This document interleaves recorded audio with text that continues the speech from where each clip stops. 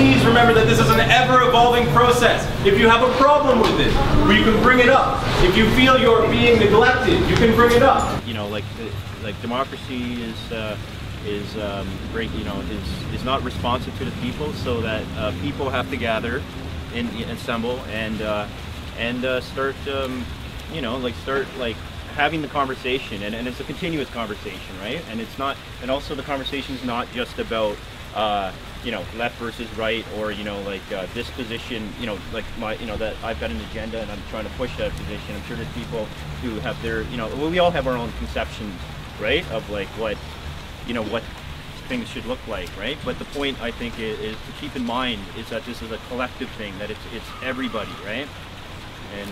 And I mean, that's the thing, that's what's getting away from us, right? And that's what I think is resonating, and why everyone's so proud of the people on Wall Street, and it's Boston and Chicago and LA, San Francisco, it's happening everywhere. All of you know that October 15th is the global day of solidarity with, so not just with what's happening in the U.S.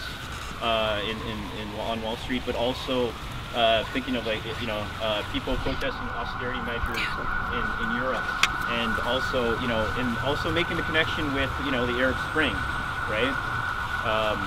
Spreading the message, spreading to all the other groups, branching out, telling everyone everything, and making sure they know what this is about, and getting across to as many Victorians as possible, basically.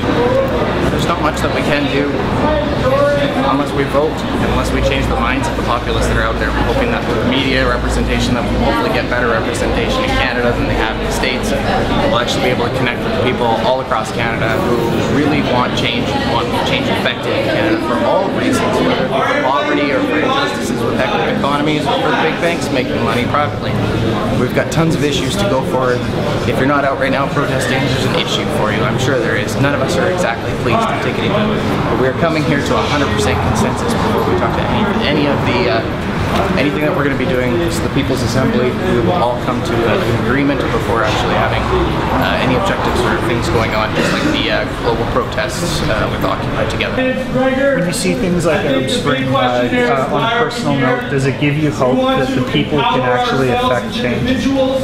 What gives me the most amount of hope, I think, is the people just coming together, period. New York isn't known for being a very polite place, and yet they're coming together. There's little old ladies coming with pies, everybody's protesting, they got food set up, everybody's really come together. And so they did in Cairo, so they did everywhere else in the Occupy. So it's nice to see them actually getting together and being there in solidarity for each other.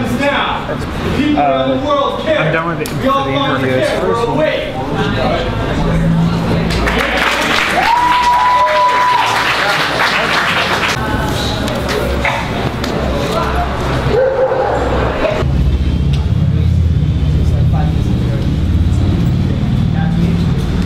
The 1% of the ruling class are robbing every single individual in this country. It all starts from banking fraud, corruption, and the government is unaccountable to the people.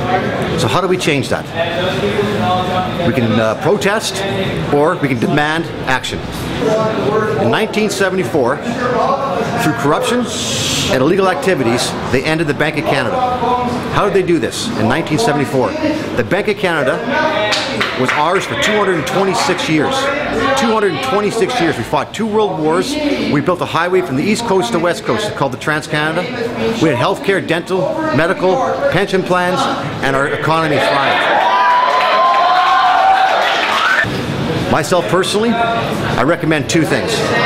We need to reenact the Bank of Canada to do its proper function, to print our cash at 0% interest on infrastructure, etc., etc. Then we'll remove this false debt to these private banking companies. In the last 4 years, we have paid them $143 billion in interest alone. That's the greatest fraud to our country. It's destroyed our social systems, our healthcare, our dental and medical, and it's created this massive poverty in our country. The second thing is our system of our elected officials is unaccountable to the people. How do we change that? We need to implement direct democracy. Direct democracy will allow the people to control the government while they're elected from day to day, not every 4 years. Every 4 years it's an illusion. You run down there, with a piece of pencil and you scratch your name and you give your freedom away for 4 years for another dictator to tell you what to do for 4 years. Democracy in Canada is an illusion. Representative democracy has failed us. We have to implement direct democracy where we, the people, can control what happens. Also with direct democracy, the people can create legislation. So if we want to remove NAFTA, we all heard of NAFTA, this great trade deal that benefited the province of British Columbia, we all know it's failed. With direct democracy, we can remove them once and for all. Direct democracy will allow the people binding recall over the government legislation. Thank you for your time. Just really getting together and talking these issues through as a proper direct democracy where we're all actually speaking for our own causes and coming to a consensus as the people.